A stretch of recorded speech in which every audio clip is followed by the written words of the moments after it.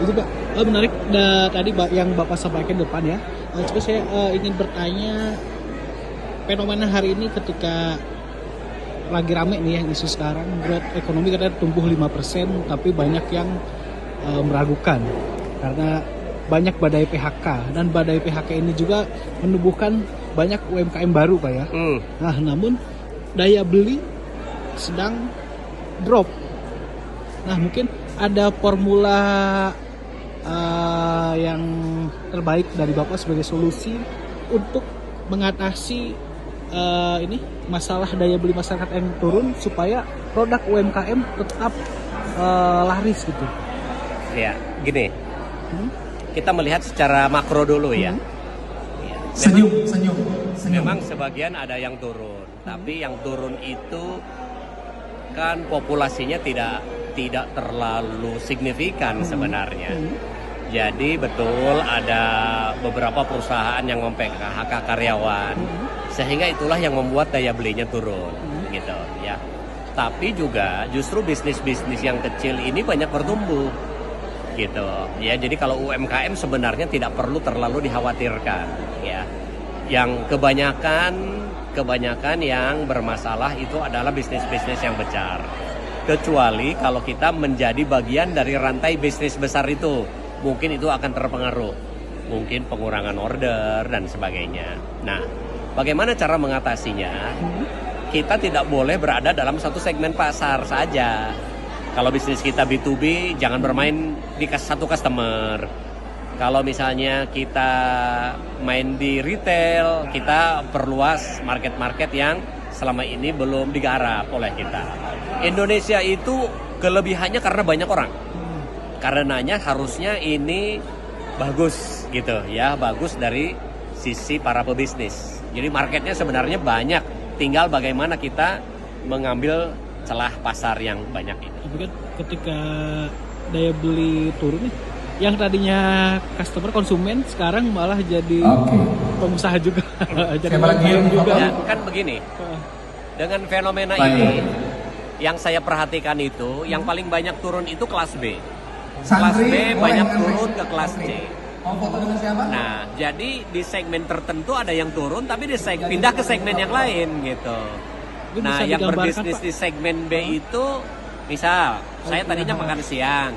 Kalau makan siang itu misalnya kalau di kota-kota besar tadinya saya makan siang 100.000. Sekarang saya turunlah ke yang 30 ribuan misalnya gitu.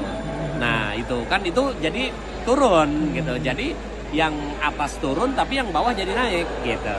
Nah, jadi kita mencari, misalnya kalau kita pemain B tadinya, nah B-nya turun. Nah, kita dapat limpahan turun lagi atau enggak gitu. Siapa tahu ada yang A yang turun. Nah, A yang turun ini bisa jadi belum mengenal kita gitu. Nah, kalau fenomena afiliator Pak. Apa? Fenomena afiliator. Afiliator. Oke. Kan kalau saya stalking dari menyimak pemaparan Bapak kan memotivasi orang untuk menjadi produsen ya. Dan untuk naik kelas dan bisa menembus pasar global.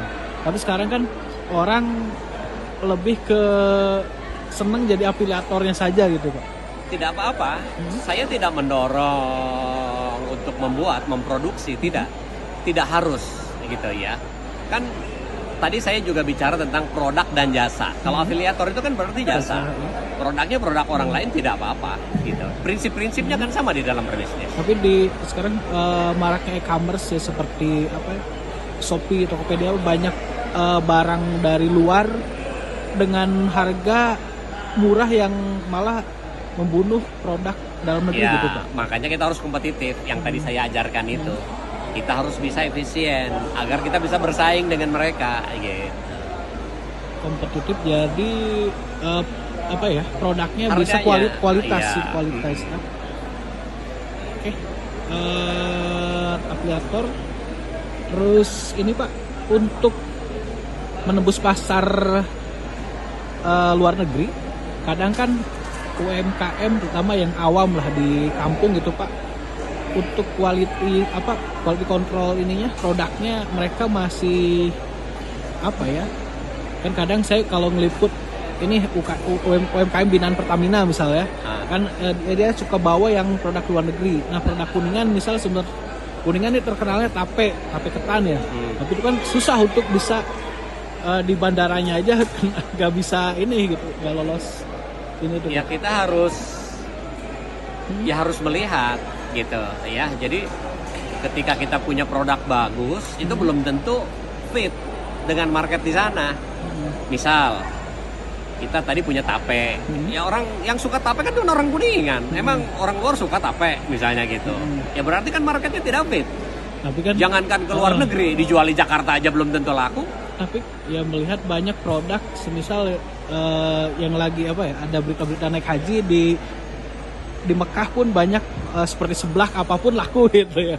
Iya yang beli kan orang Indonesia. Nah, gitu. atau Jadi mungkin harus paham apakah market-marketnya. orang kita yang ya seperti pedagang seblak jualan di sana. Prinsipnya seperti yang tadi saya terangkan, target market.